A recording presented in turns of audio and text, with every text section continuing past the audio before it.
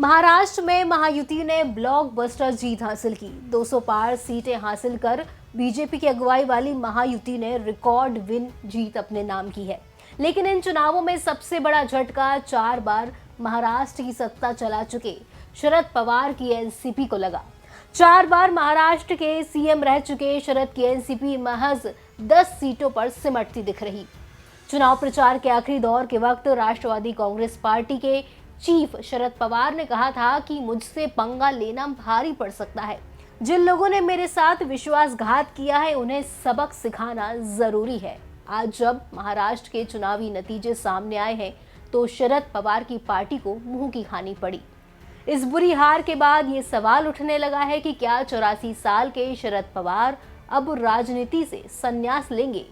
क्या ये उनका आखिरी चुनाव होकर रह जाएगा? सियासत की आखिरी बाजी में शरद पवार कैसे मात खा गए, आइए समझते हैं।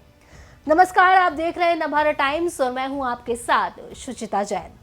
दरअसल महाराष्ट्र में विधानसभा चुनाव की वोटिंग से पहले एनसीपी के संस्थापक शरद पवार ने चुनावी सियासत से संन्यास का इशारा दिया था। पवार ने कहा था कि अब वो चुनाव नहीं लड़ेंगे, हालांकि पार्टी का काम देखते रहेंगे, यानी कि एनसीपी चीफ के पद पर काम करते रहेंगे। 84 साल के शरद पवार ने बारामती में मंगलवार को कहा, कहीं तो रुकना ही पड़ेगा, मुझे अब चुनाव नहीं लड़ना है, अब नए लोगों को आगे आना चाहिए। मैंने अभी तक 14 बार चुनाव लड़ा है, अब मुझे सत्ता नहीं चाहिए, मैं समाज के लिए काम करना चाहता हूँ। विचार करूंगा कि राज्यसभा जाना है या नहीं। अब महाराष्ट्र के चुनावी नतीजों के बाद उनकी पार्टी को महज 10 सीटों पर ही जीत मिलती दिख रही है। ऐसे में माना जा रहा है कि ये चुनाव उनके लिए आखिरी होगा। अब बात शरद पवार की करते हैं। शरद पवार का पूरा नाम शरद चंद्र गोविंद राव पवार है। वो 4 बार महाराष्ट्र के मुख्यमंत्री रह चुके हैं। वो पीवी नरसिम्हा राव के मंत्रिमंडल में रक्षा मंत्री के तौर पर केंद्रीय मंत्री परिषद में भी रह चुके हैं। नरसिम्हा राव और मनमोहन सिंह के मंत्रिमंडल में वो कृषि मंत्री भी रहे। एक किस्सा है 1960 का। 1960 में शरद पवार ने कांग्रेस से अपने राजनीतिक करियर की शुरुआत की। 1960 में कांग्रेसी नेता केशवराव जेधे का निधन हुआ और बारामती लोकसभा सीट खाली हो गई। उपचुनाव में peasants and workers party of India यानी कि पीडब्ल्यूपी ने शरद के बड़े भाई वसंतराव पवार को टिकट दिया, जबकि कांग्रेस ने गुलाबराव जेधे को उम्मीदवार बनाया। उस वक्त वाईबी चव्हाण महाराष्ट्र के सीएम थे। उन्होंने बारामती सीट को अपनी साख का मुद्दा बना लिया था। शरद पवार अपनी किताब अपनी शर्तों पर में लिखते हैं कि मेरा भाई कांग्रेस के खिलाफ उम्मीदवार था। अगर कोई सोच रहा था कि मैं क्या करूंगा, बड़ी मुश्किल स्थिति थी। भाई बसंतराव ने मेरी परेशानी समझ ली। उन्होंने मुझे बुलाया और कहा कि तुम कांग्रेस की विचारधारा के लिए समर्पित हो, मेरे खिलाफ प्रचार करने में संकोच मत करो। इसके बाद मैंने कांग्रेस के चुनाव प्रचार में जान लगा दी और गुलाबराव जेधे की जीत हुई। महज 27 साल की उम्र में शरद पवार 1967 में बारामती विधानसभा क्षेत्र से विधायक बने। पिछले 5 दशकों में शरद पवार 14 बार चुनाव जीत चुके हैं।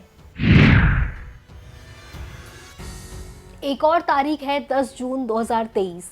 इस दिन शरद पवार ने बेटी सुप्रिया सुले और प्रफुल्ल पटेल को पार्टी का नया कार्यकारी अध्यक्ष बना दिया। शरद के इस फैसले से अजित पवार नाराज हो गए। ठीक 2 महीने बाद 2 जुलाई 2023 को अजित पवार ने 8 विधायकों के साथ अपनी एनसीपी पार्टी से बगावत कर दी। शिंदे सरकार में डिप्टी सीएम बनने वाले अजित पवार ने एनसीपी पर अपना दावा ठोक दिया। 29 साल पहले बनी एनसीपी पार्टी टूट के कगार पर पहुंच गई। अजित पवार ने 40 से ज्यादा विधायकों के समर्थन होने का दावा किया। चुनाव आयोग ने 6 फरवरी 2024 को कहा कि अजित पवार गुट ही असली एनसीपी है।